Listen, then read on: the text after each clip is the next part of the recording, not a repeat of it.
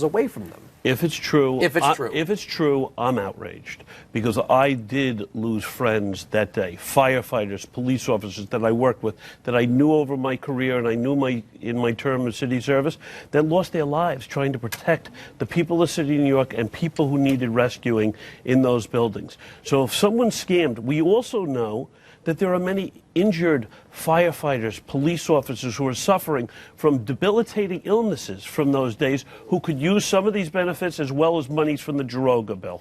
What's your reaction when you see some of these social media pictures? I saw them in the local papers this morning. You've got this one former officer flipping the double bird from his jet ski, another one in Costa Rica with a giant marlin fish. Another guy in karate outfit. Yeah, I mean, if somebody said, look, some of these guys suffered and this is just blowing off some steam, then say that. But if some of these guys are scamming and then literally thinking, I mean, they're police officers. They should know what an investigation might turn out. Exactly. This is not going to look good. It doesn't look good. And if the allegations are true, they will be severely punished. One, because they should have known better because they are a cop. And two, you expect more from a cop or a firefighter. But again, we have the presumption of innocence moving into the trial.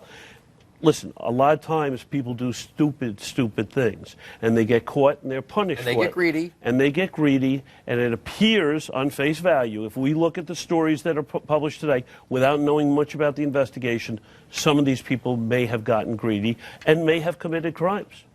As a police, I mean, like, look, cops have a special relationship like soldiers. I mean, you know, when you're on the job and you hear a bogus civilian complaint, you stand by your fellow officers. When there's a call, you go to back them up. Right. What is if these guys are found guilty, former police officers?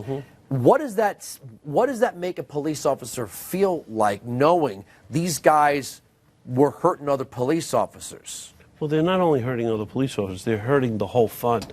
They're hurting everyone who needs Social Security disability, being civilians or otherwise.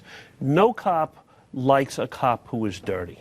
That's why even though they badmouth the Internal Affairs Division, they're happy it's there because they don't want to do the dirty work themselves. They don't want to have to look into a dirty cop or a dirty firefighter. That's why you have the Department of Investigation in New York City looking into corruption and misconduct in the city. So if you have a dirty person, I don't care what they do, you want to see them arrested and you want to see them charged and you want to see them punished for what they do. But you know, it appears on face value that if these guys did what they're alleged to have done. But what do you think? I mean, you're an investigator. I mean, you've seen... It does not look good. Some of them really look bad. What are your instincts telling you? My instincts tell me that there's more of an investigation that's going to be revealed. I know that if I was running an investigation, no matter who my subject was, I don't care if they're cops, firefighters, I would have done surveillance on these guys.